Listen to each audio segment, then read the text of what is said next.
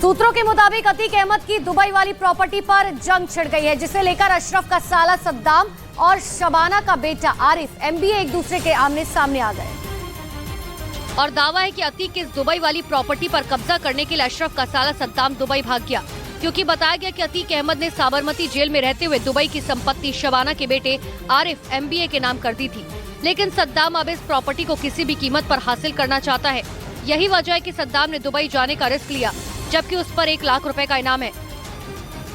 सूत्रों के मुताबिक शबाना का बेटा आरिफ एमबीए भी दुबई में है और सद्दाम को डर सता रहा है कि दुबई की बेशकीमती प्रॉपर्टी पर आरिफ कहीं कब्जा न जमा ले, क्योंकि सद्दाम खुद को अशरफ का उत्तराधिकारी घोषित कर चुका था। सूत्रों के मुताबिक सद्दाम के ही कहने पर अतीक अहमद ने दुबई में फ्लैट और दूसरे कारोबार में निवेश किया। अब दावा है कि सद्दाम को ये बात पच नहीं रही कि अतीक की दुबई वाली प्रॉपर्टी पर शबाना का बेटा आरिफ कैसे कब्जा कर सकता है। सूत्रों के मुताबिक सद्दाम के साथ ही अशरफ का एक और साला जैद भी इस समय दुबई में है और दोनों किसी तरह अतीक की प्रॉपर्टी को हासिल करने में जुटे हैं। उधर उमेश पाल हत्याकांड के आरोपी अशरफ के रिश्तेदार सद्दाम का एक और वीडियो सोशल मीडिया पर वायरल हो गया। वायरल वीडियो में सद्दाम एक बर्थडे पार्टी में जश्न मनाता हुआ नजर आया और जो वीडियो सामने आया उसमें आरोपी सद्दाम के साथ उसका गुर्गा लल्ला गद्दी और फुरकान नबी भी दिखाई दिया। असल में उमेश पाल और 2 पुलिसकर्मियों की हत्या के बाद से ही सद्दाम फरार चल रहा है, जिसके खिलाफ गैर जमानती वारंट जारी किया गया और पुलिस ने उसे पकड़ने के लिए 1 लाख रुपए का इनाम भी रखा। दावा ये किया गया कि सद्दाम देश छोड़कर दुबई फरार हो गया। इसके पहले भी सद्दाम के कई फोटो वायरल हो चुके हैं, जिसमें उसके दुबई में होने का दावा किया गया। हालांकि जांच एजेंसियां इस मामले में जानकारी जुटा रही हैं।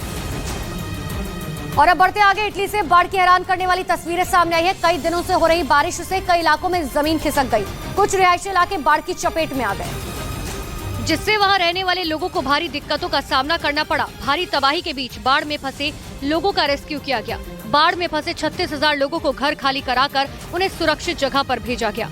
इटली में तेज बारिश के बाद नदी का जल स्तर बढ़ गया, जिसकी वजह से कई इलाकों में बाढ़ का पानी घुस गया, जिससे वहां खाने पीने और बिजली जैसी कई जरूरी सुविधाएं ठप हो गई। इतना ही नहीं, बाढ़ की वजह से कई इलाकों में फसलें बर्बाद हो गई। इधर बेंगलुरु में अंडरपास में कार डूबने से एक लड़की की मौत हो गई। भारी बारिश के बाद वहां जगह जगह सड़कों पर पानी भर गया। इसी बीच 22 साल की एक लड़की अपने परिवार के साथ केआर सर्किल इलाके से गुजर रही थी, तभी उसकी कार वहां एक अंडरपास में फंस गई। लगातार हो रही बारिश की वजह से अंडरपास में पानी भर गया था, जिसमें कार डूब गई और कार में सवार लोग मदद के लिए चिल्लाने लगे, जिसके बाद वहां मौजूद लोगों की मदद से दमकल कर्मियों ने अंडरपास में फंसे लोगों को बाहर निकाला और उन्हें अस्पताल में भर्ती कराया गया। लेकिन इस दौरान एक लड़की की मौत हो गई। वहीं इस घटना की जानकारी मिलने पर कर्नाटक के मुख्यमंत्री सिद्धारामैया अस्पताल पहुंचे और जान गंवाने वाली लड़की के परिवार से मुलाकात की।